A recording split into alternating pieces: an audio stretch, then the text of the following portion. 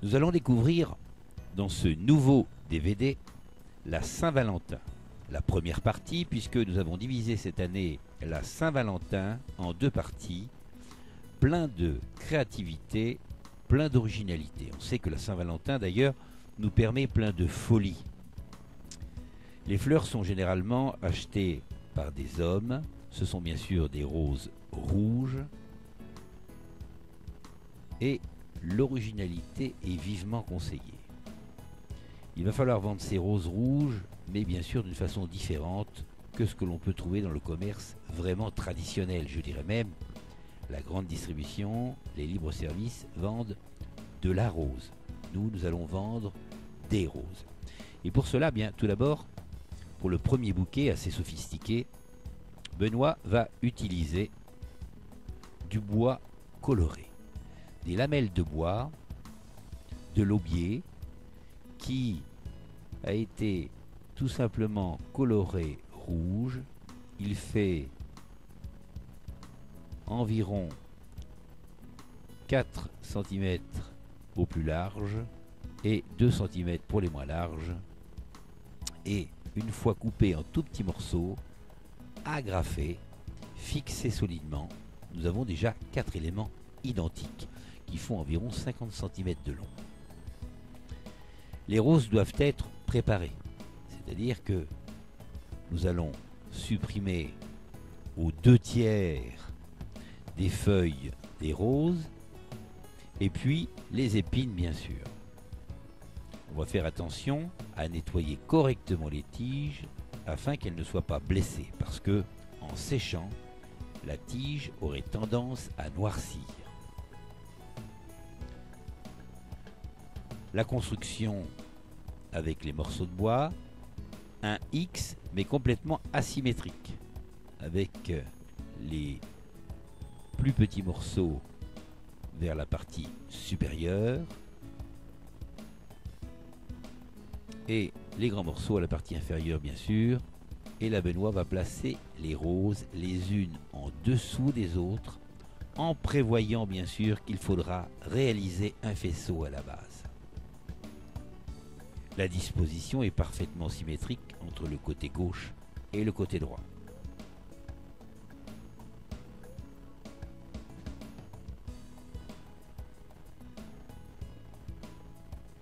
Maintenant, les deux autres parties identiques vont être placées dessus, sur les roses. Exactement symétriques et identiques au premier assemblage. La graffeuse va être utilisée là aussi pour associer toutes les parties. Alors, on voit que ici, il est utilisé une graffeuse classique avec des agrafes classiques. Mais on sait qu'il existe des agrafes de couleur. L'agrafe peut devenir un élément original, mais on sait qu'on peut la cacher, éventuellement si elle est gênante, visuellement, en passant légèrement de la couleur dessus, soit avec le doigt, soit avec un pinceau, etc. On peut éviter d'agrafer. À ce moment-là, il faudrait fabriquer la structure à l'avance et coller. Coller à chaud, ça tient très très bien, c'est très solide. Le bois collé à chaud, c'est l'idéal. Maintenant, eh bien, nous avons un début de faisceau à la base. Les roses sont rassemblées et fixées à l'aide de la bande adhésive.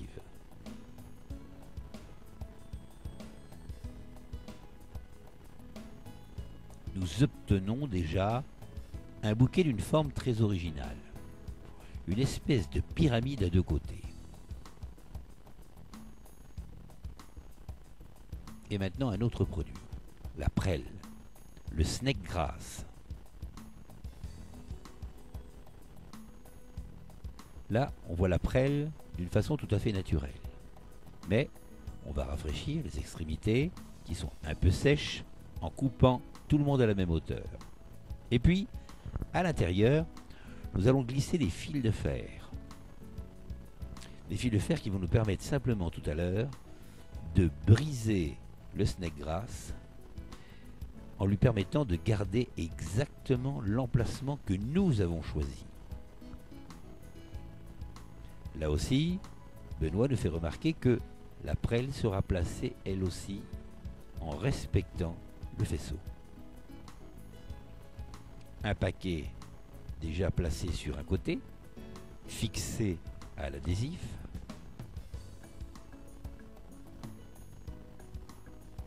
Et puis l'autre moitié placée de l'autre côté.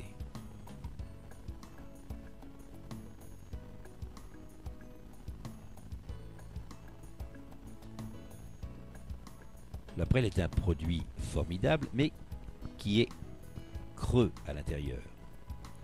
Il y a un vide, donc on ne serrera pas trop fort, afin que visuellement, elle garde cet aspect de tube. Ensuite, eh bien là, Benoît va les briser d'une façon bien homogène, bien régulière, pour obtenir un graphisme, ce qui va donner une épaisseur à son bouquet qui était jusqu'à maintenant relativement plat.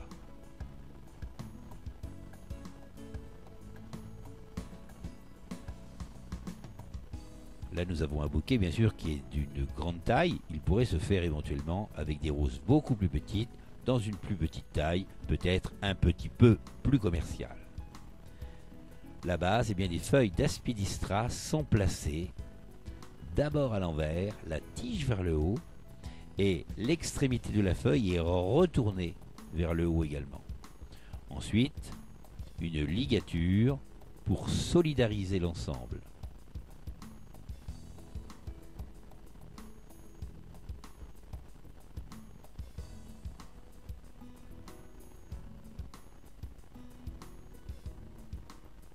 Le raffia est utilisé, c'est un produit naturel, on ne peut pas se tromper.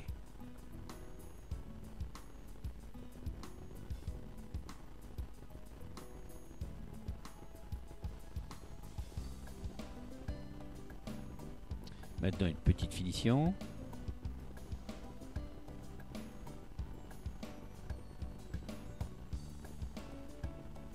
Avec simplement des petites boules, des grosses perles qui sont traversées par de grosses épingles.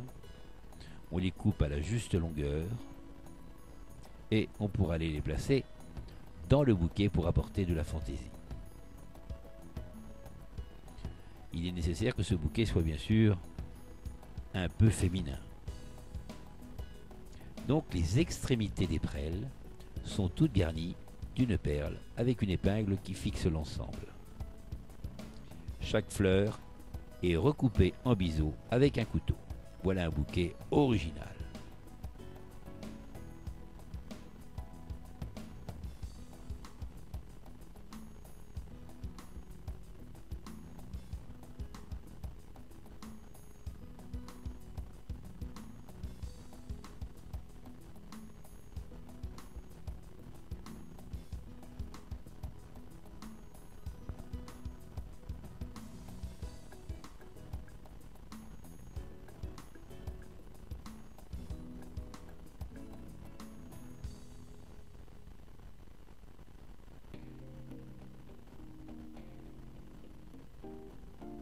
Maintenant, nous allons découvrir quelque chose de plus petit, facile à vendre, qui va être représenté en plusieurs exemplaires, mais qui peut être vendu bien sûr à l'unité. On va utiliser tout d'abord de la mousse de couleur oasis, de couleur rouge bien sûr, pour s'harmoniser avec nos roses rouges incontournables de la Saint-Valentin. 3 morceaux identiques au départ, au niveau de l'épaisseur. Ensuite, eh bien, c'est le couteau qui va nous donner la dimension que l'on souhaite. On veut obtenir là aussi un cube, au départ sur 3 étages, pour obtenir 3 morceaux identiques. Un plus petit morceau placé en plein centre de chaque morceau. On sait que l'on travaille là pour 3 vases, 3 roses. Donc on va répéter l'opération. Encore un plus petit morceau au centre. Et on va les fixer afin qu'ils ne se décalent pas. Ils sont fixés à l'aide de la colle Oasis froide.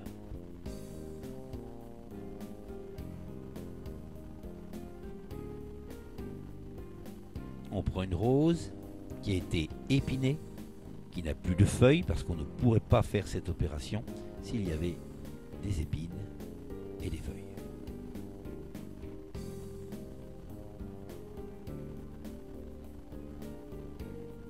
Là aussi, nous allons utiliser la colle pour pouvoir fixer la mousse juste à la base de la rose. La rose va devenir un véritable bijou. Maintenant, une petite prêle est placée et fixée à l'aide d'une épingle.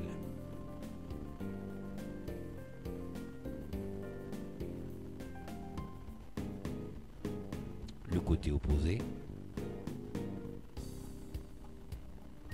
Et on tourne tout autour de la rose avec les morceaux de prêle.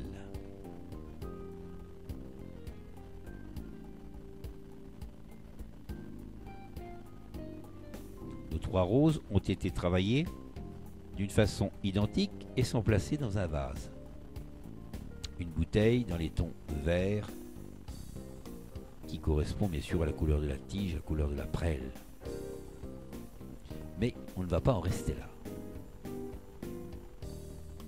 Maintenant, on voit qu'il y a du bergras et ce bergras a été orné de petits cubes d'oasis de la même couleur, bien sûr, que cette mousse que nous avons placée sous les roses rouges. Les petits cubes sont simplement enfilés dans les feuilles de bergras pour apporter un peu d'originalité. L'intérêt justement dans ce genre de travail, c'est de répéter la fantaisie.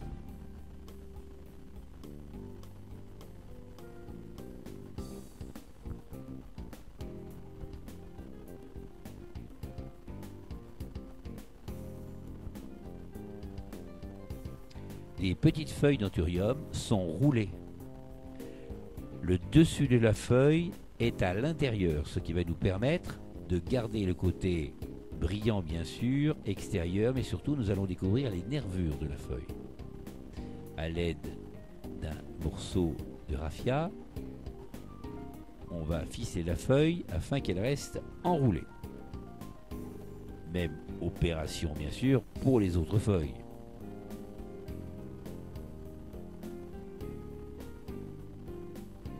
Et maintenant, premier travail, assembler le bergras et placer 2 feuilles d'anthurium roulées, surtout décalées dans la hauteur, et on va attacher l'ensemble. On a fabriqué toute une atmosphère autour d'une seule rose. On lui a donné beaucoup de valeur, une plus-value considérable. Maintenant, l'ensemble va être placé dans un vase, parce que dans ce genre de circonstances, il est conseillé de vendre la fleur et son contenant.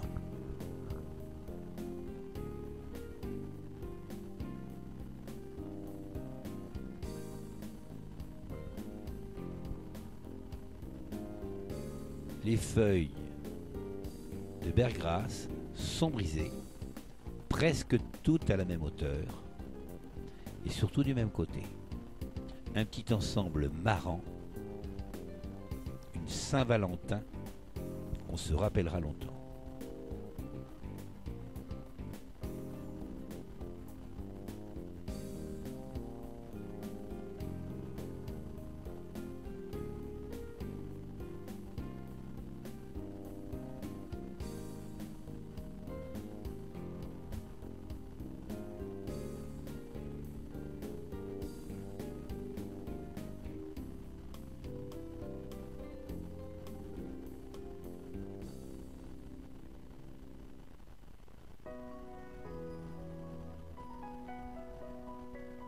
Maintenant, découvrons encore autre chose, d'autres techniques, d'autres matières.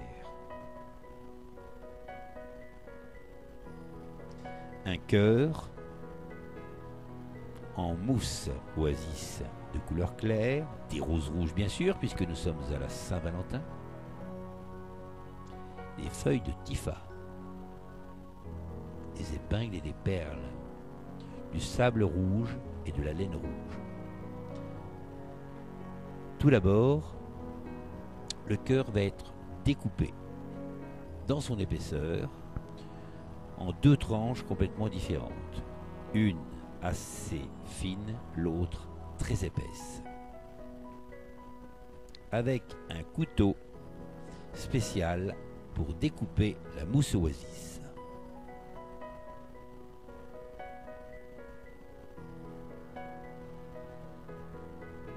Maintenant le petit plateau qui va recevoir la mousse, qui va éviter que lorsque la mousse est trempée, l'eau coule sur la table, eh bien va être décoré avec un morceau de laine de couleur, de laine décorative. Collé à chaud, la laine et le plastique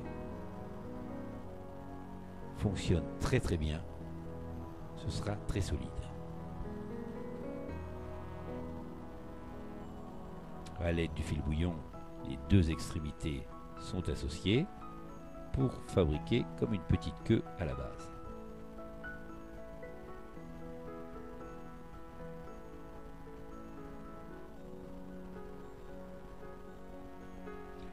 Du sable rouge réparti sur toute la surface.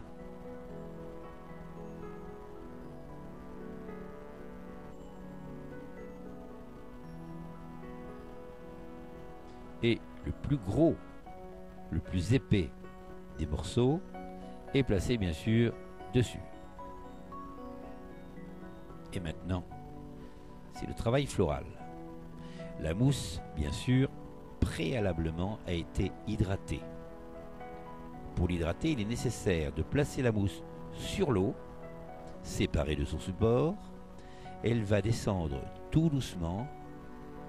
Environ en 1 minute 30, elle sera parfaitement hydratée. L'eau va rentrer à l'intérieur d'une façon naturelle. Maintenant, les roses ont été placées côte à côte sur le même côté et le cœur, lui, est placé en oblique et fixé à l'aide d'une rose.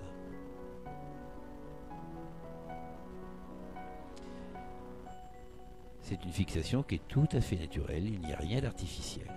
Mais on sait que l'ensemble sera très solide.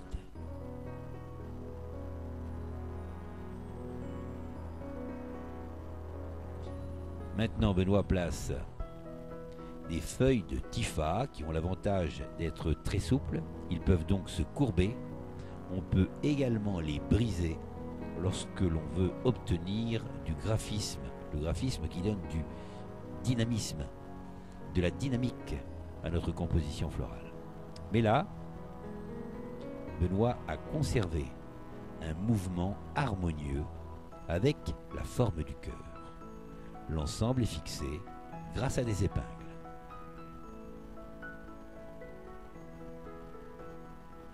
Une composition rapidement faite, très élégante, très chic et très originale. Idéal pour placer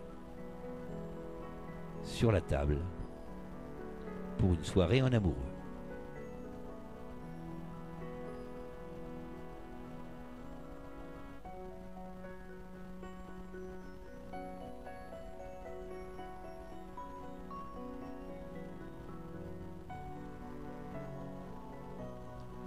La composition peut s'arrêter bien sûr à ce niveau, mais une composition n'est jamais terminée.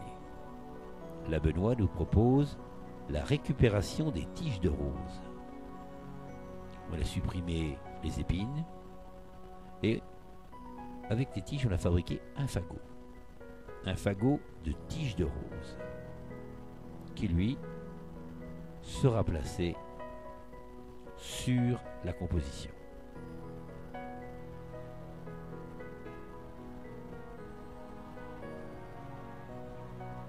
Tout est récupéré, rien ne se perd.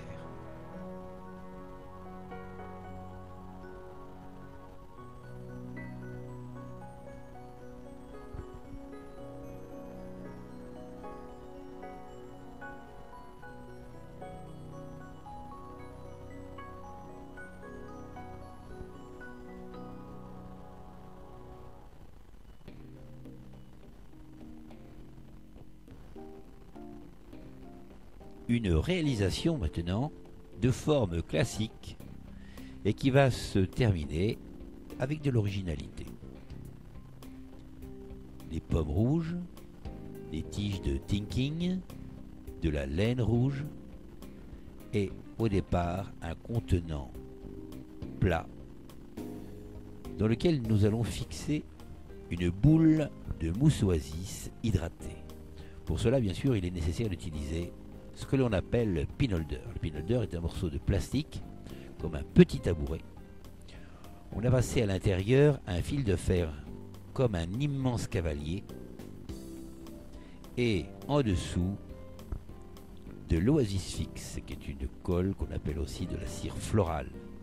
On va la chauffer parce que non chauffée, au contact de l'eau, la cire pourrait se détacher de son support. Une fois chauffée, à l'aide notamment du briquet, eh bien on voit qu'il y a une parfaite solidarité. L'eau ne pourra plus décoller l'ensemble. Il est utile d'avoir bien sûr une partie plate. On traverse l'ensemble de la mousse par les deux fils de fer. Et entre les deux fils de fer, on va venir placer soit un petit morceau de bois ou quelque chose de pas très gros et résistant, et on va tourner, on va serrer fort. La boule sera devenue solidaire de son support.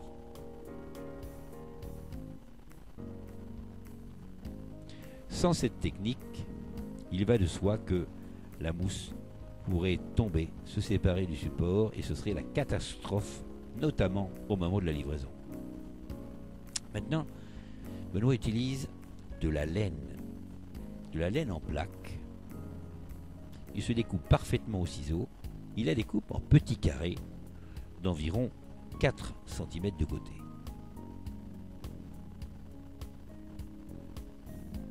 Et le travail floral va commencer avec les roses rouges. Elles sont séparées de leurs feuilles et de leurs tiges puisqu'elles sont coupées assez courtes. Les carrés sont pliés en deux et à l'aide du ciseau, une petite fente pour pouvoir faire un véritable cache-colle à nos roses.